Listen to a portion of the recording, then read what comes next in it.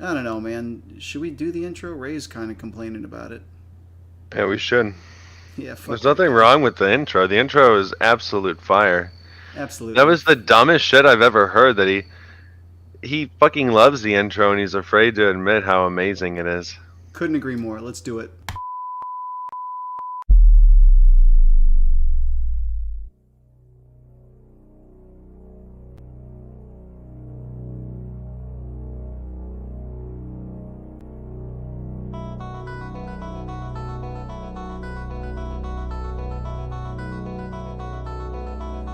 Ladies and gentlemen, boys and girls, men who act like children of all ages. The Missouri Aquarium Society proudly presents to you the five-time podcast of the year, the MOY. And now, introducing your host, Shakira O'Donnell, Snake Harris.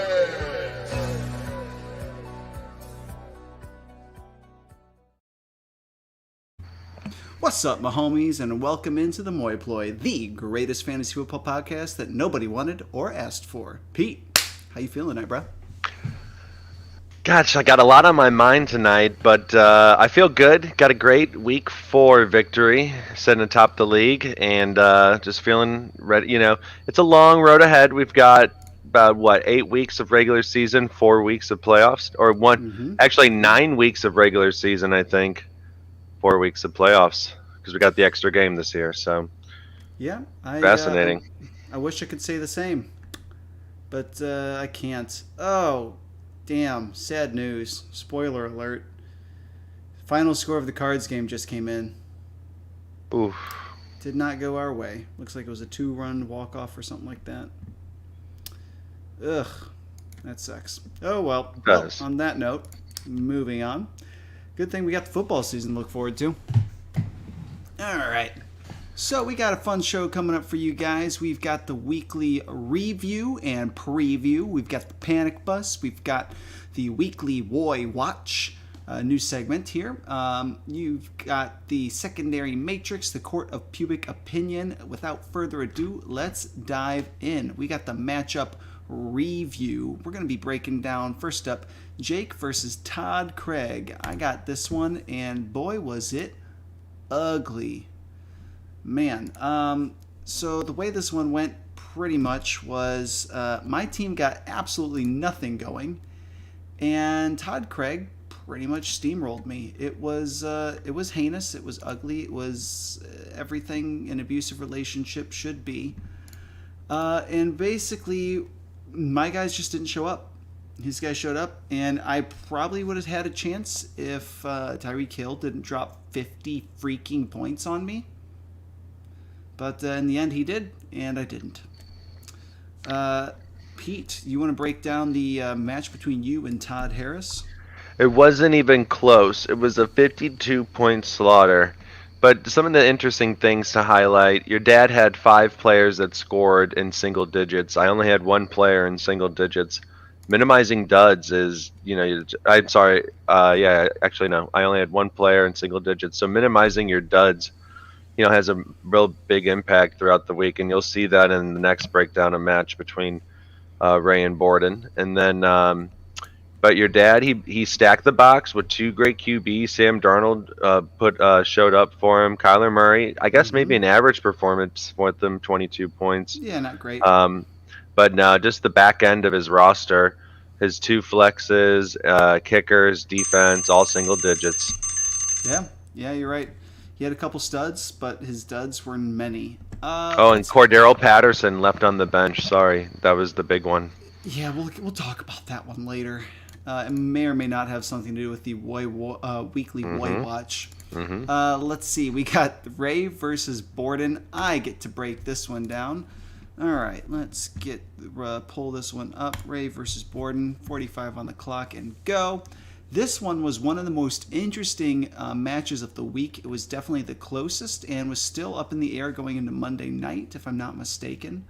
I can't remember which teams played on Monday and what all needed to happen, but we were waiting for Keenan Allen to pop off, is what it was. Keenan Allen needed to pop off for Ray, which he did not.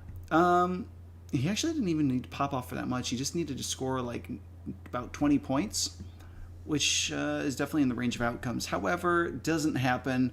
Ray's starters are really letting him down. His first 2-round picks, Nick Chubb, Alvin Kamara, Stephon Diggs hasn't been great. It's just been he's grasping the straw, is starting people like Jalen Waddle. On Borden's side, he gets a little unlucky with Dalvin Cook, but in the end is able to overcome that with great performances out of Deebo Samuel, who Ray traded to him. Whoopsies. Ooh. Ouch. That stings. Don't forget the bait. Ryan Tannehill start bait. All right, that last game we're breaking down from week 4, that was Philly Dilly Beef versus Brent's Underachievers. What can I say about Big Beef? Big Beef it's been raw for Big Beef the first couple of weeks because very raw beef. Raw, extra rare. I mean, he's just having injury after injury. Philly Dilly Beef Philly Dilly Beef needs points. He trades A.J. Brown for Kareem Hunt. Kareem Hunt gets him 16 right away. Boom. Philly Dilly Beef does a great job minimizing duds. He only has 3 duds this week on scoring 0 or under 10 points. Brent also only had 3 duds on his team. Brent just had better players producing for him, bigger, better values than Philly Dilly Beefs. This is the problem with Phil's draft strategy of low floor, low ceiling. Wait, did I say that right? Yes. Low floor, low ceiling. When you're drafting guys like David Johnson, why is he still on your team? Who's got a low floor and a low ceiling. You got guys like Jarvis Lane. Like Brent's got people with high ceilings. Mm-hmm. And so they perform well. Derrick Henry is going to be ranked as the number 1 running back multiple times going forward. All right. Brent took the dub. Big league. Oh yeah. Let's break it down on the panic bus right now. We have got we've got the usual suspects here. We still got Tad Craig. We still got Philly Beef. We've got a new addition to the panic bus this week. Yours truly. I am all aboard the panic bus, baby. My score has gone down every single week. I started off like 170, and then like 150, and then 140, and then 130. Which means this week I'm going to put up 120. Mm-hmm. Ugh. I am trying everything I can to get this team some juice, some life. I've got good trade targets. I'm trying to get them out there. But I can't. No one wants to even talk to me, man. Feels bad. We've all been there before. We've all been in the bottom looking for answers, Yeah. Your receivers, your receivers are doing you dirty right now. It's hard to find who's going to perform each and every week. Yeah, it's true. Let's talk about our other new addition to the panic bus, our buddy Raimundo. Ray Rat. So we've got a couple of players that are performing for him. That includes Stephon Diggs, hasn't really had a signature game. Nick Chubb, his decreased passing usage and it makes him a touchdown dependent running back 1. Like he's got a very limited ceiling because of his no passing game usage. Alvin Kamara, similar thing, no passing usage for Kamara. So he rushed for over 100 yards I think this past week and didn't top 13 points. Feels bad. Robert Woods, nothing doing. Ryan Tannehill, nothing doing. It's not Ryan Tannehill's fault. He's got no one to pass to right now. He's got 4th string wide receiver scrubs. But Ray, welcome to the panic bus, brother. All right, moving on down the line, we've got the Weekly MOY Watch. On the Weekly MOY Watch, you may have known this segment as Mischief Mismanaged last year. Well, on the Weekly MOY Watch, I'm going to go ahead and put myself on the MOY Watch. I benched Trey Lance, who, of course I should have put him back up for San Francisco win. Yeah, you didn't know. Because he got to. Kenny G, looking real smooth on the bench there. Darrell Henderson also looked great on the bench. Corey Davis and starting Saints D and getting the -3. What up, baby? Ooh, brutal. Snaps for that. Go ahead and take over Ray's MOY Watch. All right, Ray after his trade, he here's what really was happened in Ray's trade. Ray gave up Debo Samuel and basically for Ryan Tannehill. He plays Tannehill who only gets him 18 points. Debo Samuel puts up 35. That just puts like the type of value that Ray traded away, the type of production that his ability to not find the wide receivers on his bench who are going to put up big scores. He's just starting duds, and it's hurting him. He can't figure out the matchups. I don't have a good answer for Ray. He's the bottom scorer in the league, and he's had on paper you would think his roster's good, but each weekly performance is worse than the last.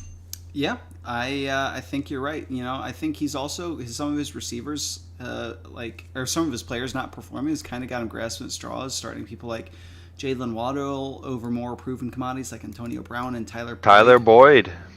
Jalen Waddle's fine, but he was playing with a backup quarterback.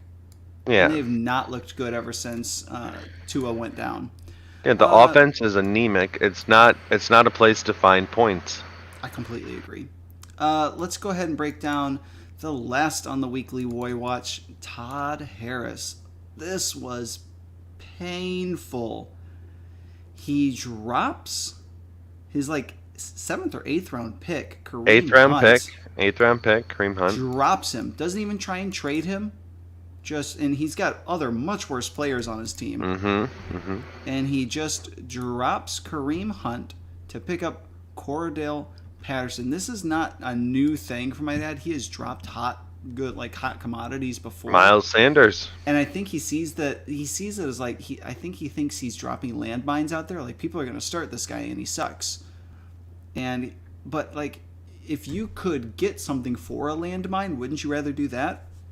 So, go ahead and drop someone like Christian Kirk, like Teddy Bridgewater, who's injured and not playing all that great when he's not injured. Tim Patrick is someone that you added recently. If you had someone to drop for Tim Patrick, then you had someone to drop for Cordell Patterson. That wasn't Kareem Hunt. Anyways, the most painful part is that you didn't start him.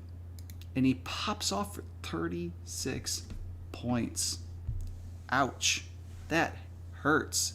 And that's got to put you on the MOY Watch. We've got some secondary matrix coming up. Pete, are you ready to break that down for us? Here's a quick secondary matrix leading into the secondary matrix segment. Even with your dad starting his best possible roster, he wouldn't have been able to beat 201. Oh. So it didn't matter. It doesn't matter that he sat his best player of the week.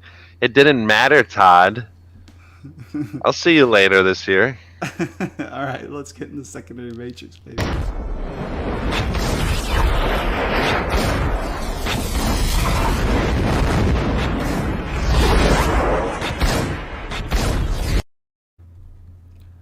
All right.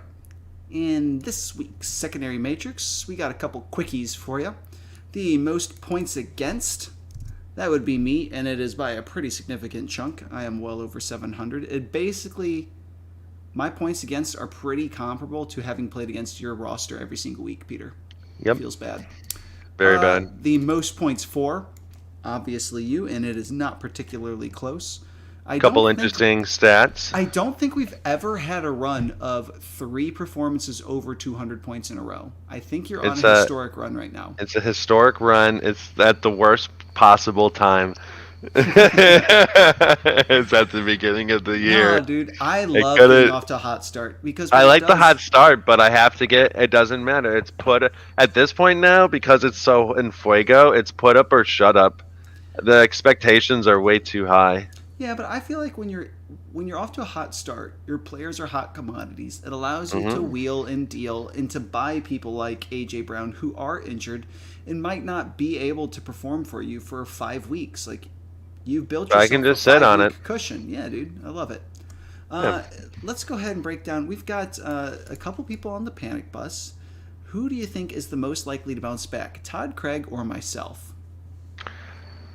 Ooh, here's where this is a fundamental thing that won Todd Craig's championship. It's strong QB play.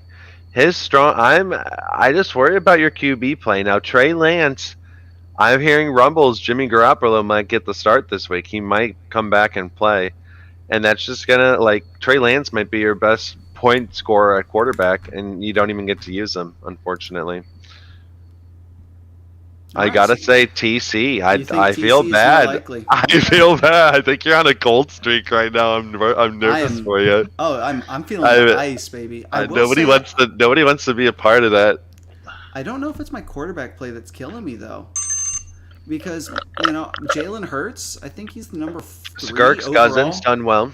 Jalen Hurts is number 3 overall. Kirk Cousins, he just had a stinker. He was number 4 previous to that. He dropped down to number 12 after his stinky game. But number 12 is still it's a QB2 in our league.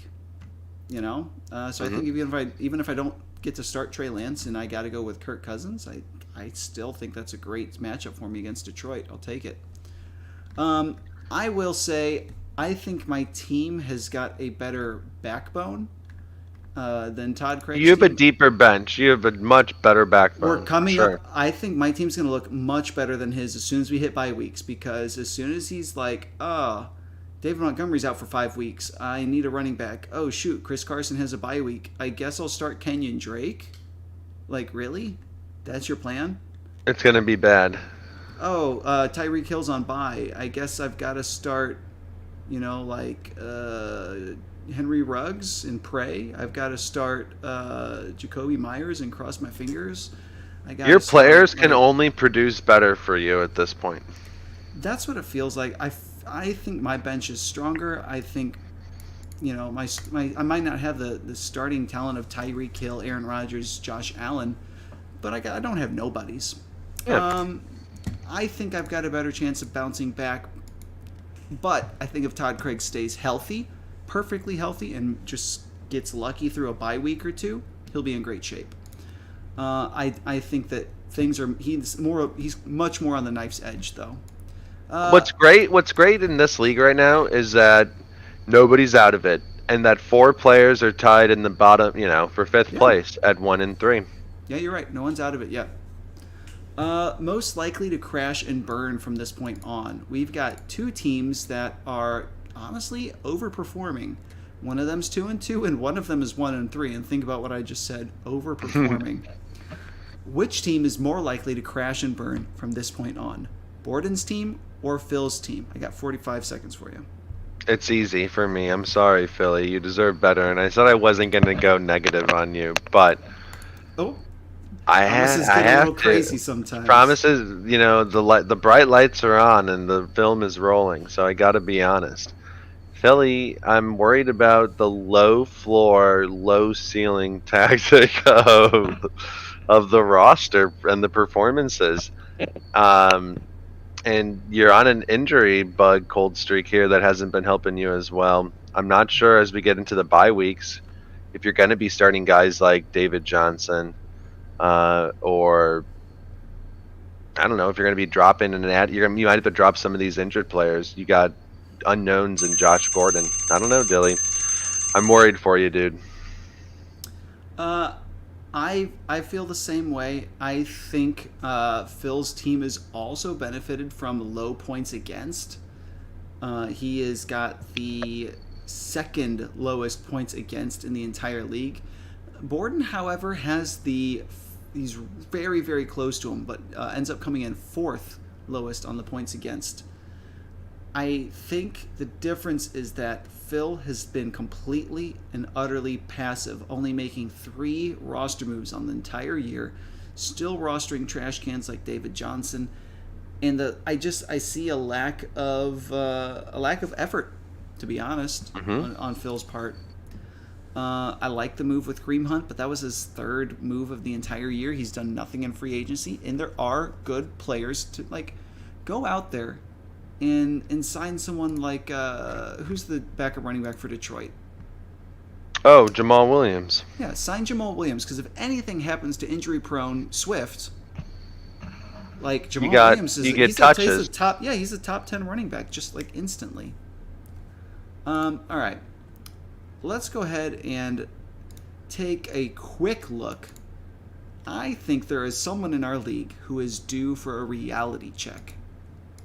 And I think Brent has got a 3-1. Brent has got a reality check coming up. He has got the the lowest points against in the league, and it is not close. The next closest is almost 70 points away from him. Brent has been cruising through his games, and he's got to be feeling very comfortable. But what he does not realize is that the league is actually nipping at his heels on total points scored. Brent is feeling comfortable right now in 3-1, but after just 2 losses in a row, all of a sudden that seat starts getting a little hot. So I think Brent could be due for a reality check once teams start scoring against him. Interesting. Right? I know what I hear what you're saying. I do like that Brent is the second highest scorer in the league. Love it. And you got to put up points. I don't know. Brent is in fuego right now. I've got Brent pegged for MOY right now, with an unbelievable draft, very strong early game. Early. There is a little. I like his studs. There is a little bit of like a circle jerk between the two of you. It's like Peter for MOY, Brent for MOY, but Peter for MOY. We support one another. Game recognized game. Yeah, like we're at the top. Game. Yeah, we're hanging out at the top of the play. Brent's got an 87% playoff percentage, making the playoffs percentage. Oh yeah, don't get me wrong. I'd rather be Brent than me. Like, you know what's funny? In third place, but with the higher percentage to make the playoffs, Todd MOY forever, 90% chance, according to a supercomputer named Watson. Well, Watson doesn't know shit about fuck. That's my All right, let's talk about one here. Yeah, go ahead. One more big one, and then this is something I noticed, and this doesn't have anything to do with points necessarily or placement in the league, but I thought this was interesting. The lowest scoring first round picks of our draft through the first 4 weeks of the league year were the first 3 picks of the draft: C-Mac, Dalvin Cook, and Alvin Kamara. And I just asked myself, could that put these 3 managers on track for MOY? So that would be Todd, Borden, and Ray. I don't know. Your dad often feels like he's just going 100 miles per hour. He could go MOY one day, MOY the next. It's a very erratic course, and I'm just not sure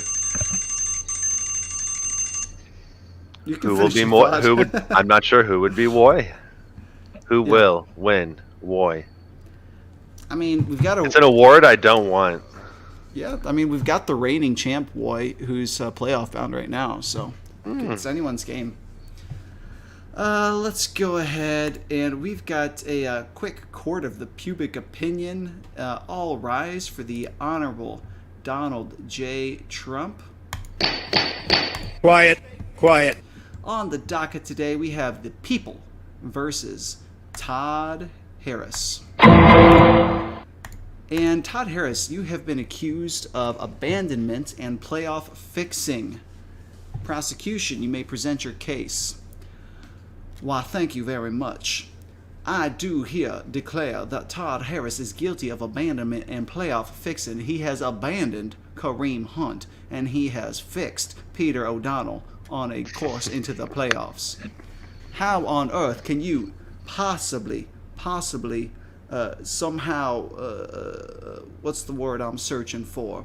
Justify, thank you. Justify taking a player like Kareem Hunt, dropping him for a guy, but then not starting that guy. You have got to be out of your mind. And then, not only do you not start that guy, you don't start that guy against your biggest opponent. You are clearly trying to get a better matchup for the playoffs by throwing your games intentionally. I think the court has got to find this man guilty and must do it quickly. The defense, or the prosecution, rests. Your Honor, Todd Harris, the MOY, current MOY, has done nothing wrong here. This is one of his. This is a characteristic Todd move in management. It might win him MOY later this year, but it can definitely guarantee him in the race for WOY, and he's all about winning these awards. We've seen this in the past. He's dropped Miles Sanders. He's made the trade Demetrius Thomas for Travis Kelce. He does shocking moves. He is an individual person who can make. He has freedom of choice. He should be allowed to do as he pleases. Stop it's at the detriment of the league. Dude, Donald was disgusted with that argument. Stop it. All right, Donald. Do you have a verdict for us?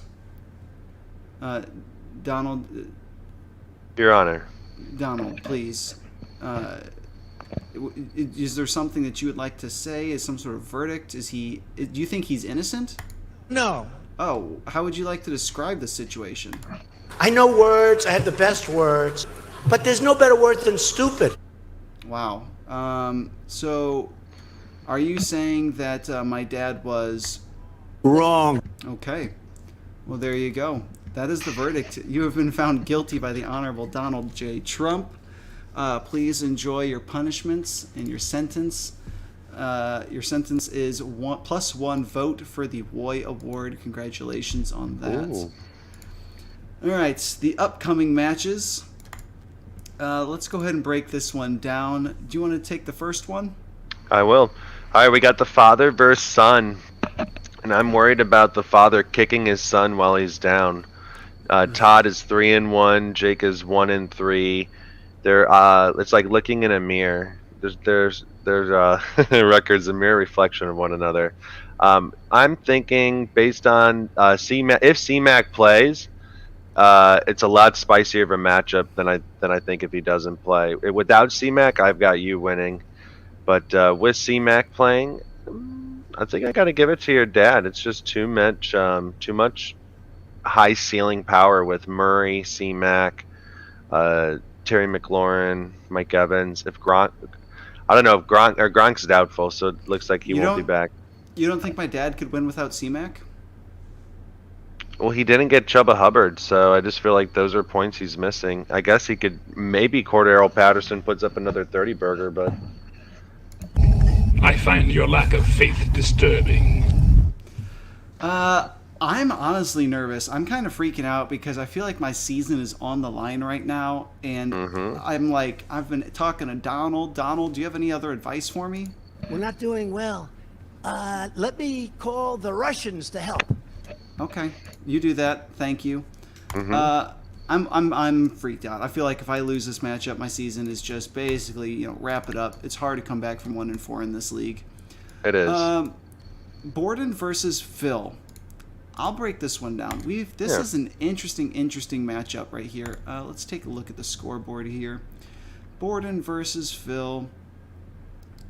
I think that this one right here has got a very, very interesting implications because if Phil's able to pull this off, he puts himself back in the playoff picture by dragging someone down to his level. Yep. I think Borden's coming off of a very, very disappointing performance with Dalvin Cook, DeAndre Hopkins, Adam Thielen. Just none of these. CeeDee Lamb didn't perform very well. He's got some big names that are not performing currently. So some of these guys are due for a get-right game, but some of these guys could also just be skidding. On the flip side, Phil. Oh, God, Phil. I am so scared. Like... in your starting wide receiver slot is Laviska Shenault and Mecole Hardman. Is that really like the best your team has to offer right now? Dude, you need help. Oh, you need help real bad. He's not trading Waller. He's not trading Mahomes. I've tried to make him a couple trades, not even for guys that high on the list of like prospects, but it's just... it's scary. Phil's team is it's a scary, scary situation there. I got to give it to Borden. You want to break down? Dilly. You want to break down our next matchup? Can I get a dilly? Oh, yes, you can absolutely. Dilly. Dilly. Beefcake! Beefcake! Yeah. Go All ahead. right, we've got Todd Craig versus Brent. Another very interesting 3-1 versus 1-3 matchup. Again, another opportunity for a player at the bottom of the field to drag another player at the top closer to him. I actually think Todd Craig catches a little bit of fire here and goes back-to-back W's. The quarterback play, you got great matchups. Josh Allen against Kansas City, Aaron Rodgers against Cincinnati. And if Tyreek Hill is going to be, I think he's going to be throw up another amazing game like last week. Watch out for TC. I see TC's riding the ship, making him 2-3. Yeah, I think this is definitely an upset alert right here. I think this is the upset alert of the week.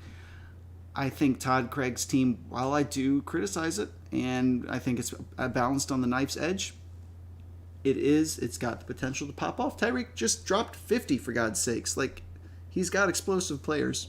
Ooh, excuse me. So, Brent, careful, man. Our final matchup of the week is La Raton versus Peter. It's the Red Rat versus the Ray Rat. This is a trap game for me. Look, this one's easy for me. Raymond, you had a great season, but it's over. It can't be the coup de grace this early in the season. Week 5 and Ray's dead. If Ray goes 1-4, is he dead? Yeah. I can't kill Ray in week 5.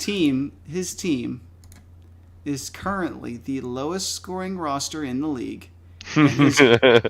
And his only Brutal win, Ray. His only win was when he put up a measly 124 points against Phil's even more pathetic 120. This is a 2 QB, 2 flex, full PPR league, and they're flirting with 124, 120. I like it. It's really bad.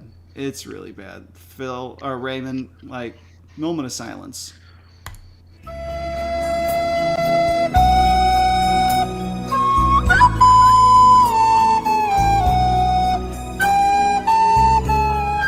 The last squeal is so good. Sorry, Ray. Sorry, Ray. All right, guys. That's everything that we've got for this week's MOY Ploy. I hope you enjoyed it as much as we enjoyed making it for you. Peter, anything to add before we bounce? Later. Fuck this shit, I'm out. Fuck this shit, I'm out. No thanks, don't mind me. I'ma just grab my stuff and leave. Excuse me, please. Fuck this shit, I'm out. Nope. Fuck this shit, I'm out. Alright then. I don't know what the fuck just happened, but I don't really care. I'ma get the fuck up out of here. Fuck this shit, I'm out.